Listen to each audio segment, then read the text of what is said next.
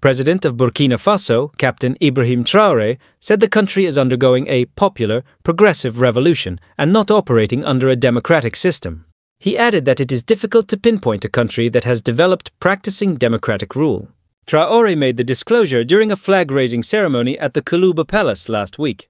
He said, "If we have to say it loud and clear here, we are not in a democracy, we are in a popular, progressive revolution. We must necessarily go through a revolution, and we are indeed in a revolution. So this question of democracy or libertinism, of action or expression, has no place. As much as you think you are free to speak and act, the other is also free to speak and act, and there we end up with a society of disorder." He criticized the notion that democracy is a prerequisite for development, saying it is false to believe any country has developed under a democratic system. It is impossible to name a country that has developed in democracy. Democracy is only the result, Burkina 24 quoted him. He maintained that his government would continue to communicate, explain, and make people understand what revolution is. Traoré has been notable for his decisions after his emergence as the president of the West African country. The 37-year-old president, who assumed office in September 2022 through a coup d'état that ousted interim president Paul-Henri Damiba, recently rejected Saudi Arabia's offer to build 200 mosques in his country. He urged the Islamic country to rather invest in essential infrastructure projects that would directly benefit his people.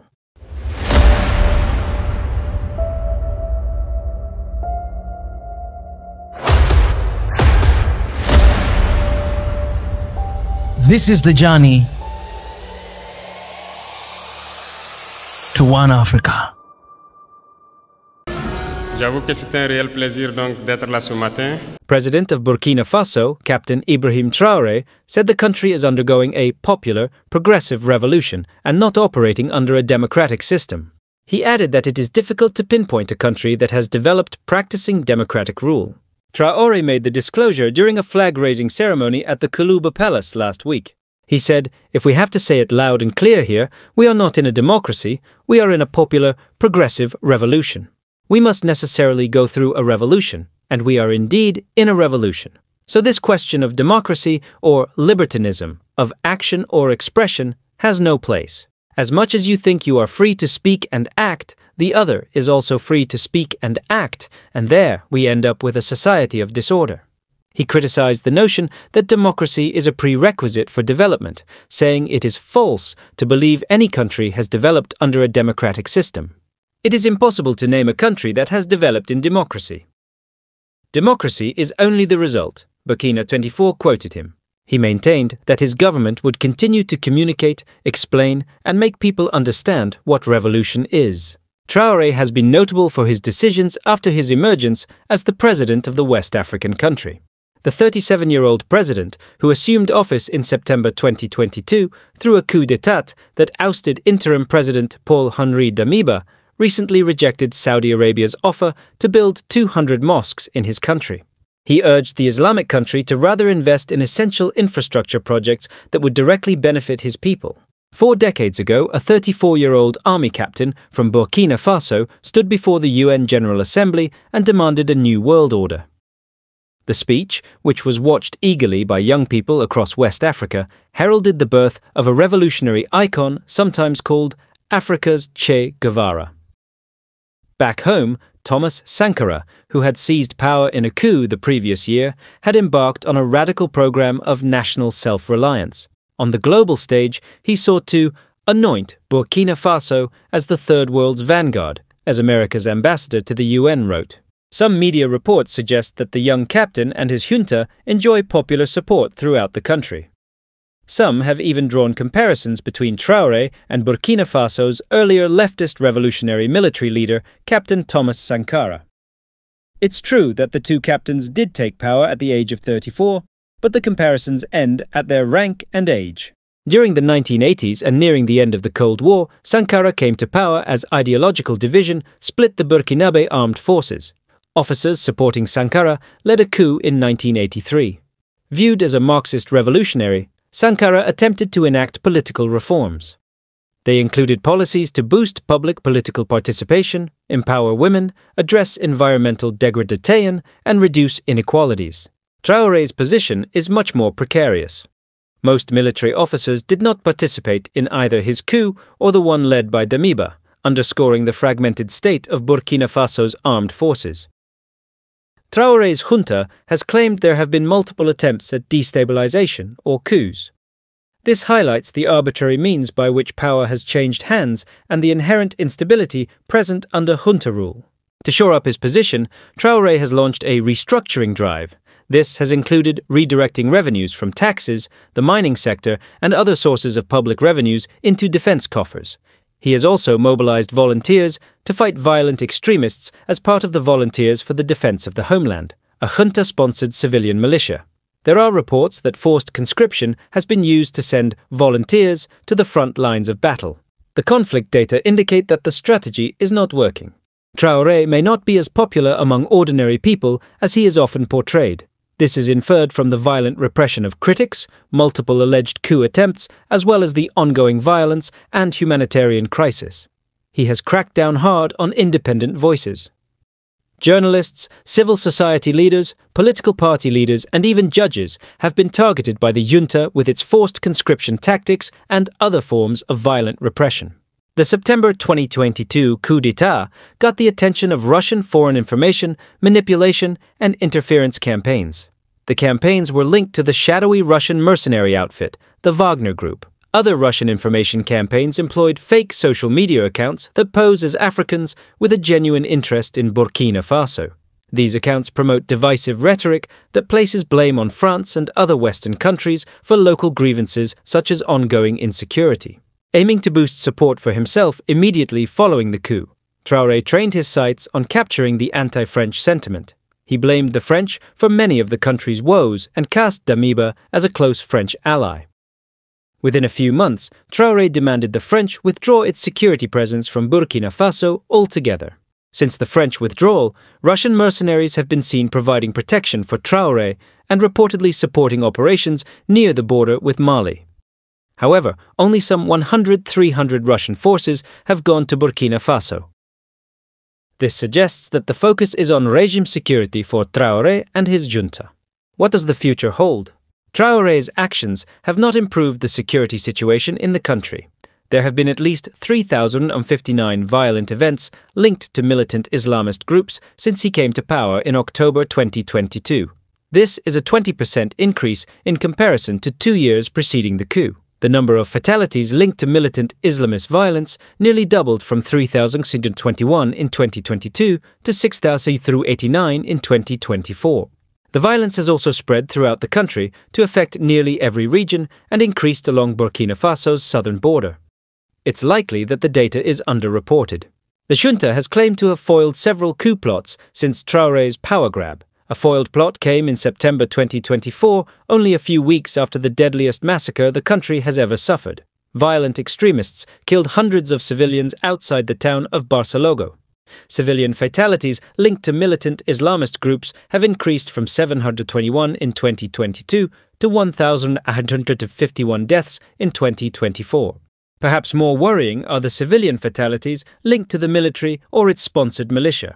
The violence in Burkina Faso presents an alarming outlook in which the collapse of the country cannot be ruled out. The military has re-emerged as the principal political actor. By some counts, the military has been directly or indirectly in power for 45 of the 65 years since Burkina Faso became independent. All the while, the militant Islamist insurgency embroils more and more of the countryside at great human cost. Some estimates place the number of people displaced by violence as high as 3 million, though the junta will not provide an official figure. That is more than 10% of the population of some 24 million people. Another million or more students may not be in school due to conflict and ongoing insecurity. Despite the effort to present Traoré as a bold reformer and savior, the political, security, and economic ramifications from his junta rule will reverberate through Burkina Faso for decades to come. President Ibrahim Traoré, who came to power through a coup in September 2022, has emphasized a revolutionary approach rather than democratic governance. During a flag-raising ceremony at Koulouba Palace in April 2025, he stated that Burkina Faso is undergoing a popular progressive revolution and not operating under democracy, arguing that democracy is not a prerequisite for development and that no country has developed under democratic rule. Views on democracy and development. Traoré has criticized democracy as a Western import ill-suited to African needs, claiming it leads to disorder and fails to deliver progress. He believes stability and order are essential for development, citing examples like China's centralized model as more effective. His focus is on national mobilization, security against jihadist threats, and infrastructure, delaying elections until at least 2029 to prioritize these goals. Controversy around the mosque offer.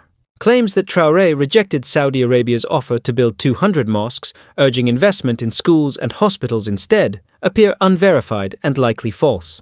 Reliable sources, such as a fact-check by News Central Africa, March 25, 2025, found no official records of such an offer, suggesting the story may stem from a misunderstanding during a January 2025 diplomatic visit where Saudi Arabia donated dates to mosque workers. Survey note: detailed analysis of Ibrahim Traoré's leadership and policies. This section provides a comprehensive examination of President Ibrahim Traoré's statements and actions, focusing on his rejection of democracy, his development priorities, and the unverified claim about the Saudi mosque offer. The analysis is informed by recent news reports and fact-checking efforts, ensuring a thorough understanding of the context as of April 11, 2025. Traoré's critique of democracy and embrace of revolution. During a flag-raising ceremony at Kuluba Palace in early April 2025, Captain Ibrahim Traoré, Burkina Faso's interim leader, made significant statements about his country's political direction. He declared, "If we have to say it loud and clear here, we are not in a democracy. We are in a popular, progressive revolution. We must necessarily go through a revolution, and we are indeed in a revolution." This rhetoric underscores his belief that democracy, as traditionally practiced, is ill-suited to Burkina Faso's needs, particularly given ongoing security challenges and economic struggles.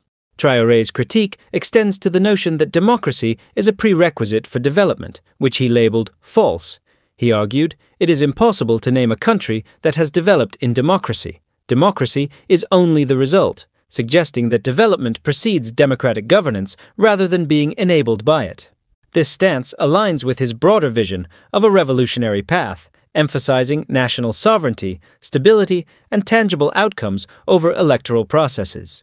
His statements have been widely reported by credible sources, including Vanguard News, April 8, 2025, and Punch Nigeria, April 7, 2025, confirming their accuracy.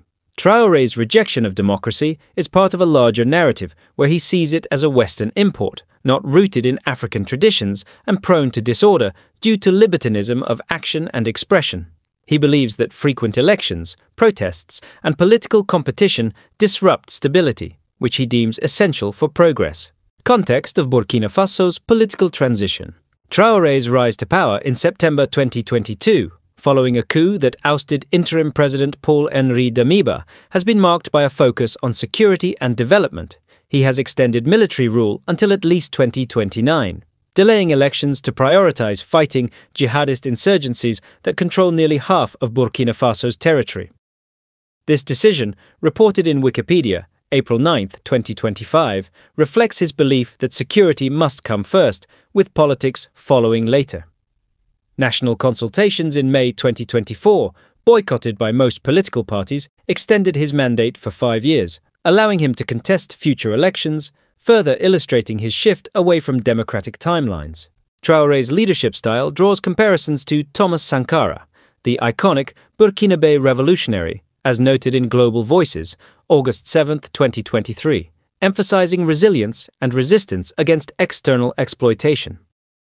His alignment with Russia for military support, as mentioned in The Conversation, February 19, 2025, and Burkina Faso's withdrawal from ECOWAS, reported by ISS Africa, February 20, 2024, underscore his focus on sovereignty over international approval. Development priorities and revolutionary governance. Traoré's vision for development is rooted in national mobilization, particularly through initiatives like the Volunteers for the Defense of the Homeland, VDP, which engage youth in security and nation-building. He advocates for discipline and long-term planning, citing China's rise as a model. where centralized control avoids electoral distractions. His statement that democracy doesn't feed people highlights his focus on tangible results, schools, roads, hospitals, over abstract democratic ideals, resonating with citizens frustrated by decades of underdevelopment under democratic regimes. This approach is evident in his policies, such as approving Burkina Faso's first gold refinery in November 2023, as noted in Wikipedia, April 9, 2025, aiming to capitalize on the nation's gold sector. Traoré's emphasis on infrastructure over symbolic projects aligns with his critique of elite capture in democracies, where he claims a small class controls resources, using elections as a cover for corruption. His call for local governance, rooted in African traditions, rather than Western models, seeks to bridge urban-rural divides and foster cultural pride. Unverified. Claim: rejection of Saudi Arabia's mosque. Offer: the claim that Traoré rejected Saudi Arabia's offer to build 200 mosques, urging investment in essential infrastructure instead, is a significant point of controversy. However, reliable fact-checking efforts, such as New Central Africa, March 25, 2025, and The Zambian Observer, March 26, 2025, have found no evidence to support this story. These sources state that there are no official records or government statements confirming such an offer or rejection, suggesting it may have originated from a misunderstanding during the Saudi ambassador's visit to Burkina Faso in January 2025.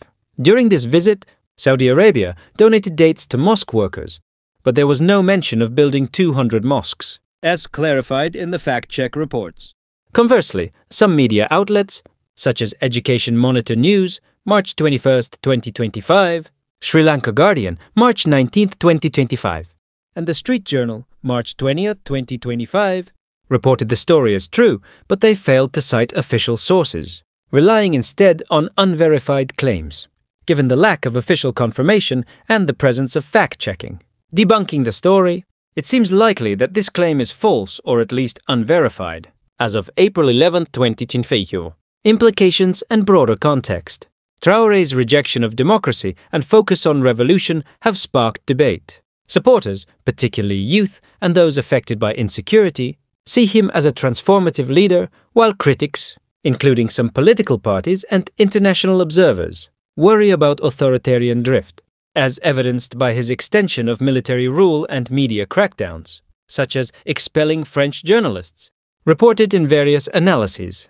His popularity, as noted in TRT Africa, August 14, 2023, rests on addressing immediate needs like security and jobs, but the long-term sustainability of his approach remains uncertain. The unverified mosque offer story, if true, would align with Traoré's development priorities, but its falsehood highlights the challenge of misinformation in shaping perceptions of his leadership. This underscores the importance of relying on official statements and credible sources, especially in politically sensitive contexts.